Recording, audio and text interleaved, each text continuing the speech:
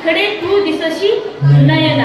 तिकडे जिकडे पाहावं तिकडे जर तो देव दिसत असेल तर मग आता देव हा सगळ्याच ठिकाणी आहे आणि ही खाली जागा दिसते ते सुद्धा देव आहे. मग आपण जेव्हा दर्शन करतो, महाराजांनी म्हटलं की चष्मा लावून सुद्धा काय पाहते, स्वप्न पाहतो.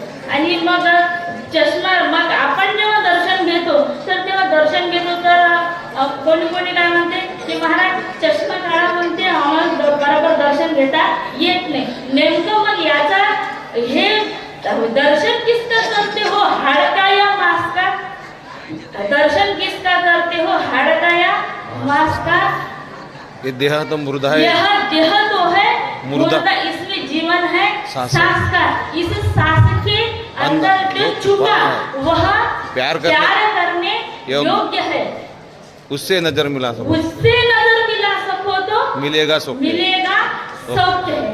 त्याच्याशी जर का नजर मिळवू शकत असाल म्हणजे मग हाडा मासाचं दर्शन का?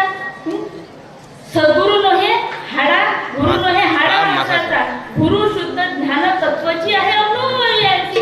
अनुभवले सोमारा वचन हमारा, जो जगता है जन्म सुधारा. अनुभव घेतलेला आहे.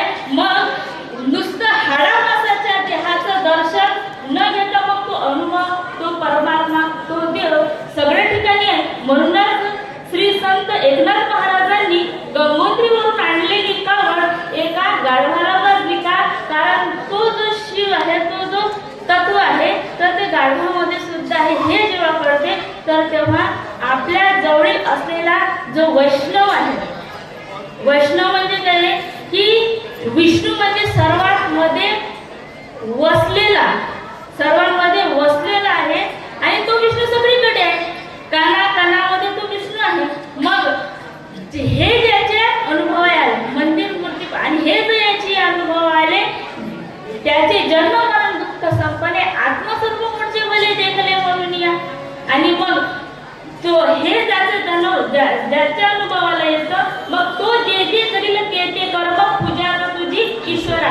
मग तो वाढणं जरी करत असेल, झाडत जरी असेल, संडास साफ जरी करत असेल किंवा काहीही काम करत असेल तर ते पूजा करते. आणि ते काम करत असताना निष्ठेने आणि मी देवाची पूजा करत आहे असं करून जर तो काम करत असेल महाराज तर तो स्वतःशी काय राहील प्रामाणिक. जो स्वतःशी प्रामाणिक राहतो तो कधी चोरी चपाटी करत नाही.